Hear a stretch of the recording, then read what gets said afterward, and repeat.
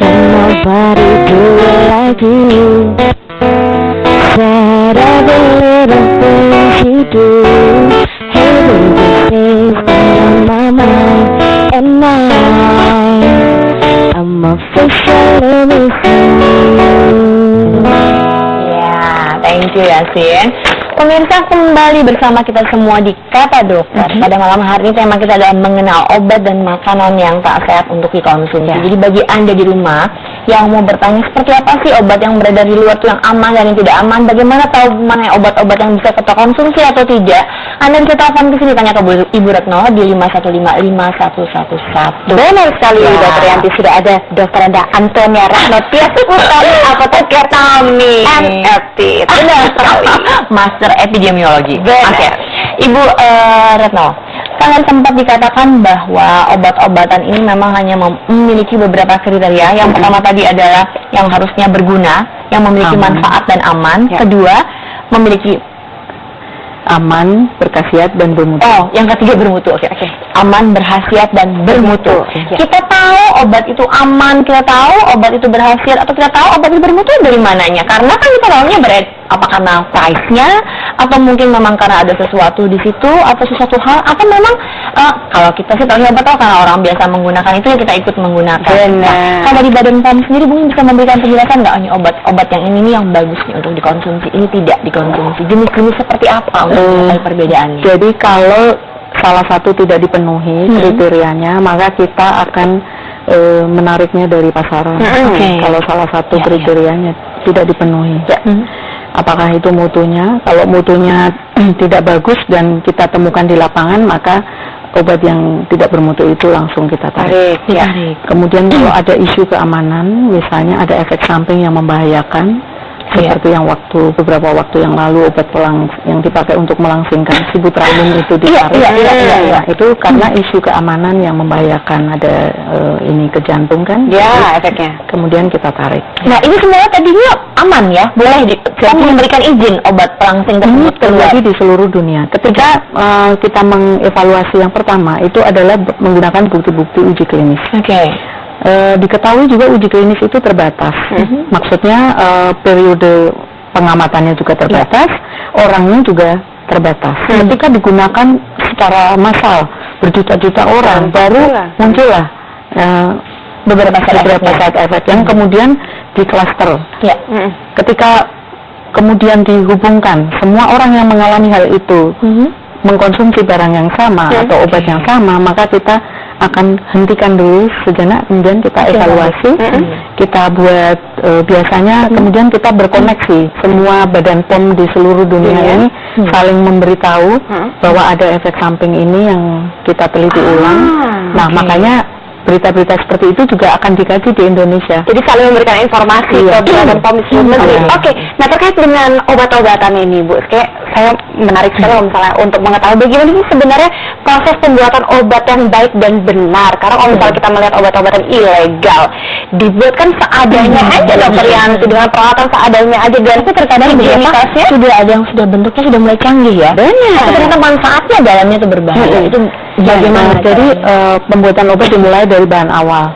Bahan obatnya itu harus yang sudah terkualifikasi. Kemudian dia diuji dulu di laboratorium sebelum dicampur di pabriknya. Setiap bagian di dalam pabrik itu, apakah penanggung jawab mutunya ini yang menguji bahan awal maupun yang memproduksinya ini harus dikawal oleh seorang yang punya pengetahuan, yang ahli, yang punya kompetensi lah istilahnya. Yang kemudian sebelum dia dirilis ke pasar diuji kembali, dan semua harus menyatakan bahwa seluruh proses itu sudah dilalui sesuai dengan SOP-nya. Kalau pengujian itu seperti apa, Bu, pengujiannya? Pengujian dari bahan baku jadi uji di laboratorium, apakah kandungannya benar, tidak dikonsumsi secara pribadi. Yang pertama adalah diberikan pada beberapa tes itu dulu waktu diuji klinik, sebelum didaftarkan kayak. Sebelum didaftarkan. Beredar ya. Kita telepon dulu ya. Halo, selamat malam. Iya, selamat malam. Selamat malam, dari Ibu siapa di mana? Ya, Dengan Iren di Makassar, Bu. ya, Mbak Iren, passwordnya kata siapa? Dengan kata dokter. Terima kasih, langsung Mbak Iren pertanyaannya. Ya, Mbak Iren, pertanyaannya langsung. Pertanyaan saya gini, kan tadi ada yang dibahas Ya, mengenai Mbak Iren. obat, ya, mengenai obat yang dijual melalui online. Oke. Kan? Nah, itu saya lihat di online. Kalau online itu kan biasa saya lihat ada tercantum Badan POM-nya. Oke. Nah, itu obatnya yang tercantum di Badan POM itu resmi nggak sih keluar memang? Oke, jadi dari media online tapi tercantum ada Badan POM-nya. Yang ditanyakan resmi atau tidaknya. Oke, itu saja. Itu resmi nggak sih itu keluar dari Badan POM-nya? Karena kalau saya lihat di notifikasi Badan POM itu Badan POM yang tercantum di obat ada juga di notifikasi Badan POM itu tercantum. Iya. Jadi kadang-kadang mungkin yang ditakutkan adalah itu Badan POM itu bikinan dia sendiri atau tidak ya? Resmi atau palsu gitu. Oke. Terima kasih Mbak Iren atas pertanyaannya, nanti akan dijawab oleh Bu Retno ya. Bu Retno mungkin langsung bisa dijawab pertanyaannya. Ini bagus sekali pertanyaannya. Karena kadang-kadang kita berpikir patokannya ada tulisan dari izin resmi dari Badan POM. Tapi ternyata itu kok agak-agak nggak percaya dengan izin tertulis itu karena di dalamnya berbeda, nggak ada tulisan izin. Biasanya kan di kemasan dan di obatnya itu ada juga di bungkus obatnya. Ya betul. Jadi kalau di situ ditulis nomor izin Badan POM ada ininya kan nomor izin edarnya berapa ya. Kalau orang menggunakan online pasti bisa masuk ke webnya Badan POM ya, www.pom.go.id. Kemudian cari di situ obat beredar, masukkan nomor yang tadi katanya sudah diberikan oleh Badan POM, ketik di situ, kemudian search. Kalau dia keluar dengan penjelasan dan sama dengan apa yang dijual, artinya itu yang sudah terdaftar. Tetapi kalau dia tidak muncul, berarti itu barang tidak legal, tidak boleh dikonsumsi Mbak Iren. Pertanyaannya bagus sekali ya. Jadi yang penting pertama kali adalah jika Anda membeli suatu barang dari online, cek dulu Badan POM-nya ya Ibu. Kemudian yang kedua bisa dicek di media online-nya, bisa disebutkan medianya Ibu di Badan webnya Badan POM, website-nya www.pom.go.id.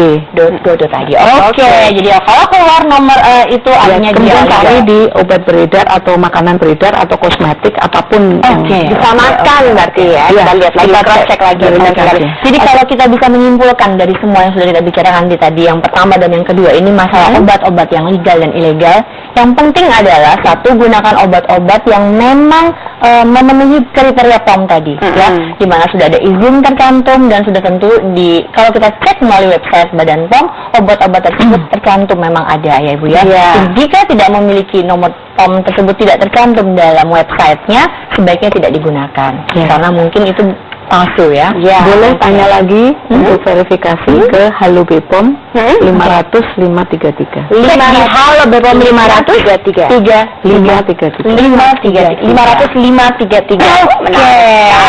Nanti kita bahas lagi Bu Retno dan juga Dokter Yanti seputar makanan dan juga obat-obatan yang tidak baik untuk dikonsumsi. Jadi jangan kemana-mana, tetaplah di Kata Siapa? Kata Dokter. Sama-sama tanya. Falling from the rooftop. Oh baby, tell me why you have to go. There's this thing I said on the way. And today I'm officially missing you. I started from the ketidakseimbangan